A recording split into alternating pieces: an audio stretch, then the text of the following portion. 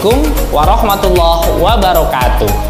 Salam chemistry, sahabat alkemi. Kita akan melanjutkan pembelajaran kimia kita, dan kali ini kita akan membahas tentang senyawa hidrokarbon.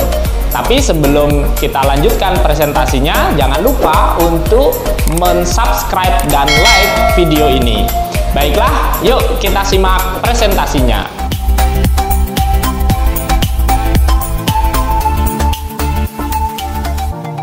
Sahabat-sahabat alkemi, sebagian besar tubuh makhluk hidup itu tersusun oleh senyawa-senyawa yang disebut dengan senyawa organik. Senyawa organik utamanya dibangun oleh atom karbon, hidrogen, nitrogen, oksigen, fosfor, dan belerang. Nah, ini adalah beberapa contoh senyawa organik. Yang pertama adalah asam nukleat. Strukturnya seperti ini. Ini adalah senyawa sitosin. Kemudian ini adalah senyawa timin atau DNA. Dan ini adalah senyawa urasil. Contoh senyawa organik yang lain adalah kelompok glukosa. Ini contoh struktur glukosa dan fruktosa. Kemudian ada vitamin. Dan ada beberapa senyawa yang terdapat di dalam minyak bumi. Senyawa organik yang hanya disusun oleh atom hidrogen dan atom karbon itu disebut dengan senyawa hidrokarbon. Nah, dalam bab ini kita akan menfokuskan saja pada pembahasan senyawa hidrokarbon. Sekali lagi, senyawa hidrokarbon itu hanya disusun oleh atom hidrogen dan atom karbon. Nah, ini adalah contoh senyawanya. Ini disebut dengan karbon tidak bercabang. Nah, ini hanya tersusun oleh atom karbon dan atom hidrogen. Ini contoh lain, ini disebut dengan rantai karbon bercabang karena di sini ada atom karbon yang mengikat atom karbon ini sehingga membentuk cabang. Atau ini ada atom karbon ini mengikat atom karbon ini membentuk cabang. Nah, ini contoh lain senyawa hidrokarbon yang disusun oleh atom hidrogen dan karbon saja yang strukturnya atau rantai karbonnya berbentuk siklik. Sahabat-sahabat alkemi, senyawa hidrokarbon itu terbentuk tidak lepas dari kekhasan atom karbon penyusunnya. Nah, sebelum kita membahas lebih jauh tentang senyawa hidrokarbon itu, kita akan membahas terlebih dahulu apa saja kekhasan atom karbon tersebut. Yang pertama, atom karbon itu mampu membentuk 4 ikatan kovalen.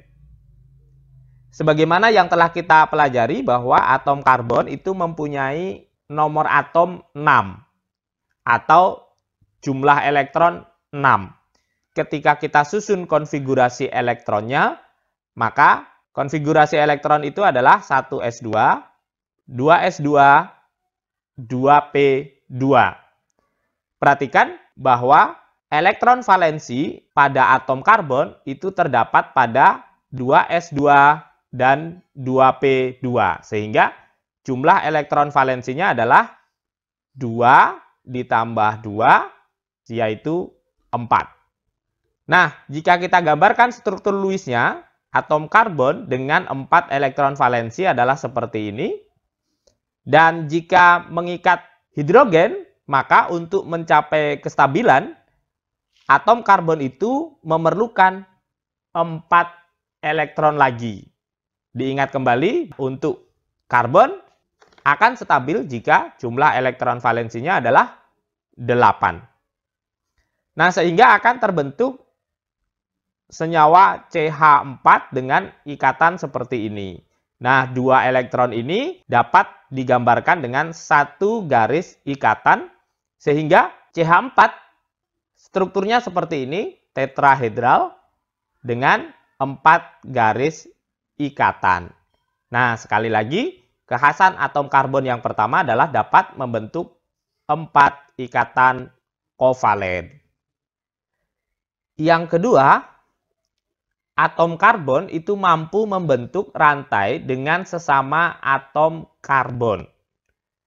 Bisa hanya terdiri dari beberapa atom karbon, bahkan hingga ribuan rantai atom karbon. Nah, ini adalah contohnya. Atom karbon saling berikatan dengan sesama atom karbon membentuk rantai. Sahabat-sahabat alkemi, supaya penggambaran struktur itu tidak serumit seperti ini, maka kita dapat menuliskan atom karbon yang ini mengikat 3 buah atom H, 1, 2, 3. Kita dapat menuliskannya dengan CH3. Kemudian atom karbon yang ini mengikat 1H, kita bisa menuliskannya CH, kemudian masih mengikat CH3, sehingga kita bisa menggambarkan CH3. Nah, untuk atom karbon ini mengikat 1 buah H, kita bisa menuliskan dengan CH, kemudian mengikat lagi CH2 dan CH3, kemudian kita tuliskan ini CH2 dan CH3. Kemudian ini dapat kita tuliskan sebagai CH3. Nah, ini struktur ini lebih ringkas daripada jika kita menggambarkan semua ikatan C dengan H. Kita juga bisa meringkas lagi untuk struktur ini menjadi struktur garis seperti ini. Setiap garis itu menggambarkan ikatan C dan C.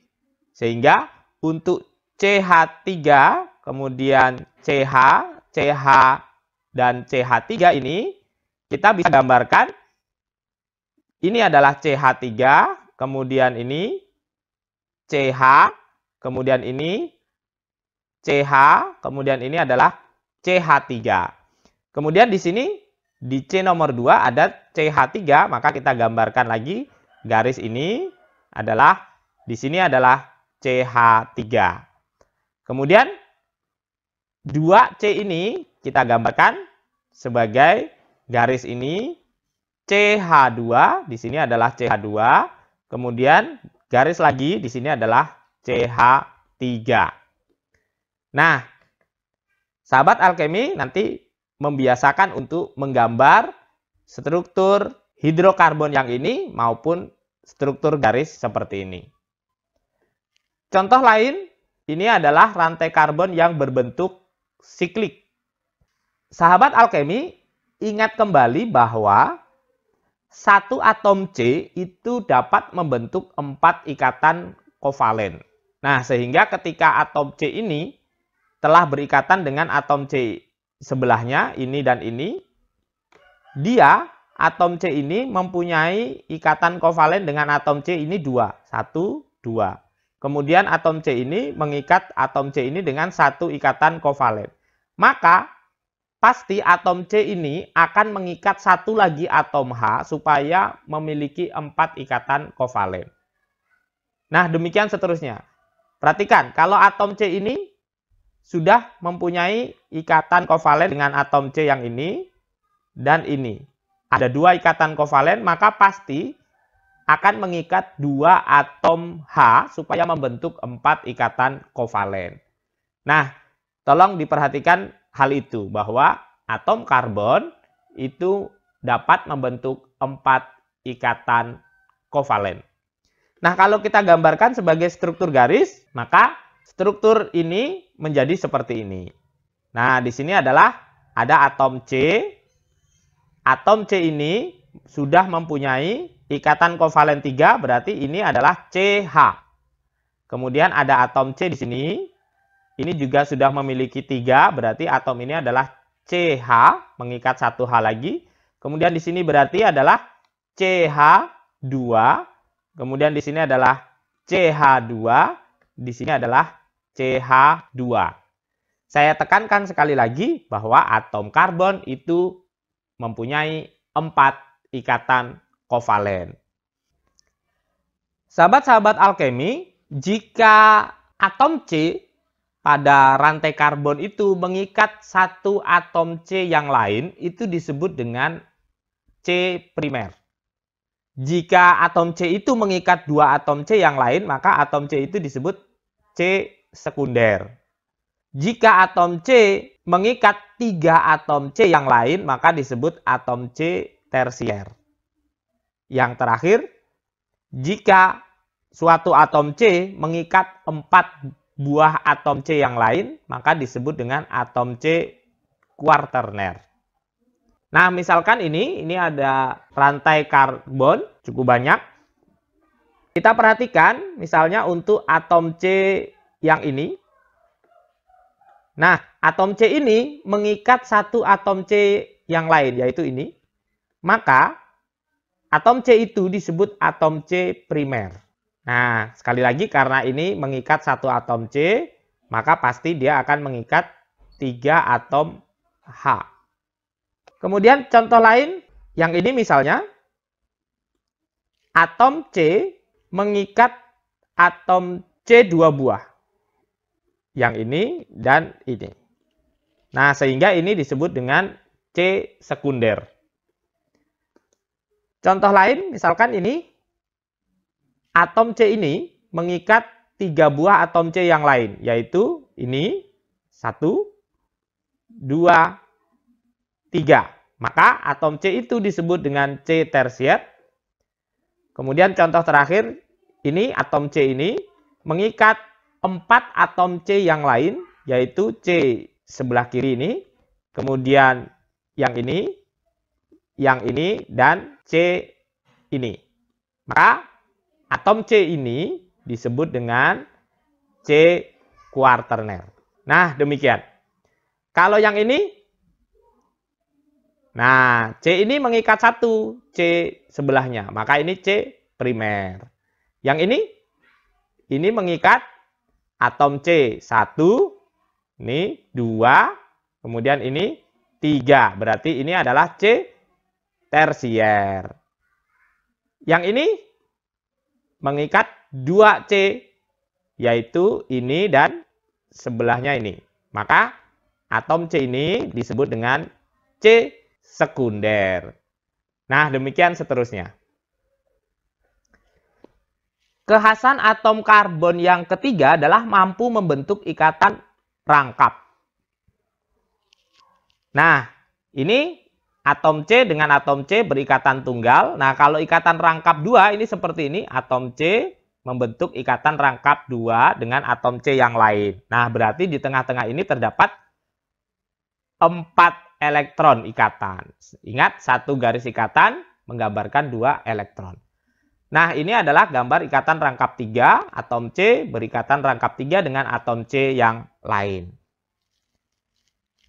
Nah, berdasarkan jenis tumpang tindih orbital atau overlapping orbital, ikatan pada atom karbon itu dibedakan menjadi 2 jenis, yaitu ikatan sigma dan ikatan pi. Nah, ikatan sigma itu terdapat pada ikatan tunggal maupun ikatan rangkap. Tetapi kalau ikatan pi itu terjadi hanya pada ikatan rangkap saja. Nah, ini kalau ikatan tunggal sudah pasti semuanya adalah ikatan sigma. Ini C dengan H berarti ini adalah ikatan sigma. C dengan C ini berarti ikatan sigma. Kemudian C dengan H yang ini adalah ikatan sigma. Begitu seterusnya. Nah, kalau ikatan rangkap, pasti satunya adalah ikatan sigma. Kemudian yang lain adalah ikatan pi. Kalau ikatan rangkap 3, berarti 1 ikatan sigma dan 2 ikatan pi. Nah, demikian. Nanti akan kita bahas di video terpisah. Nah, sebagai latihan, sahabat alkemi bisa mencoba soal berikut ini. Tentukan jumlah atom C primer, C sekunder, C tersier, dan C kuarterner dari struktur berikut. Nah, perhatikan. C primer itu mengikat 1 C yang lain. C sekunder mengikat 2 C yang lain. Atom C tersier mengikat 3 C yang lain. C kuarterner mengikat 4 C yang lain. Kemudian yang nomor 2, tentukan jumlah ikatan sigma dan ikatan pi dalam struktur hidrokarbon berikut. Nah, sekali lagi ikatan sigma itu bisa terjadi pada ikatan tunggal dan ikatan rangkap. Kalau ikatan tunggal berarti semuanya adalah ikatan sigma. Kalau ikatan rangkap, satu ikatan sigma dan yang lain adalah ikatan pi. Nah, demikian. Nah, sahabat-sahabat alkemi, demikian presentasi tentang keistimewaan atom karbon. Dan untuk memberi manfaat lebih kepada yang lain, silahkan share video ini sebanyak-banyaknya. Sampai jumpa lagi dalam presentasi berikutnya. Terima kasih. Salam chemistry. Assalamualaikum warahmatullahi wabarakatuh.